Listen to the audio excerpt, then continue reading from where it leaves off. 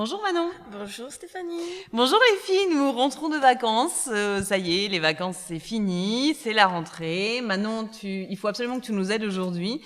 Nous avons Déborah qui rentre de vacances, qui a 30 ans, qui a un bronzage sublimé de la plage, de ses excursions, et qui commence à penser au moment où elle va le perdre. Oui. Quel conseil tu peux nous donner, tu peux donner à Déborah pour ne pas perdre son bronzage et son teint lumineux, en fait. Et son moral par la même occasion. Et son moral, tout à fait, par la même occasion, les filles. Donc, au niveau de son teint, pour vraiment le faire perdurer, il va falloir vraiment qu'elle soigne sa peau, déjà.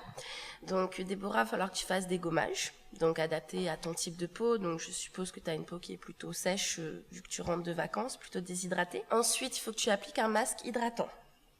Voilà, donc un masque hydratant très important pour vraiment apporter de l'eau à la peau, qui en manque d'eau à cause du soleil qu'elle a pu avoir pendant vos vacances. Au niveau du maquillage, il va falloir privilégier plutôt les illuminateurs et les poudres de soleil. Pour avoir un résultat transparent ? On va dire, voilà, un résultat transparent et puis léger. Ouais, pour qu'on voit quand même qu'on est bronzé, quoi. Voilà, pour ça pouvoir, fasse pas transparaître le bronzage. D'accord, tout à fait. ok. Voilà. Et après, au niveau des yeux, des lèvres, quelque chose qui vous égaye le teint, voilà. Quelque chose qui vous va bien et dans lequel vous êtes à l'aise et vous vous sentez, on va dire, encore en vacances. D'accord, Voilà. ok. Au niveau de la poudre, par contre, très important, donc y aller vraiment avec main légère et ne pas mettre une poudre qui est trop foncée par rapport à votre teint parce que vous allez avoir un teint qui va être rouge du coup.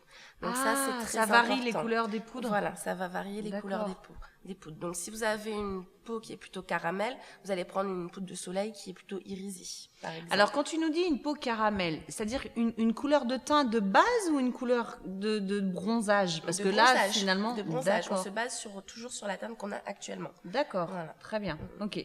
Donc choisir sa couleur de poudre de soleil en rapport avec sa couleur de carnation actuelle. Voilà. D'accord, super.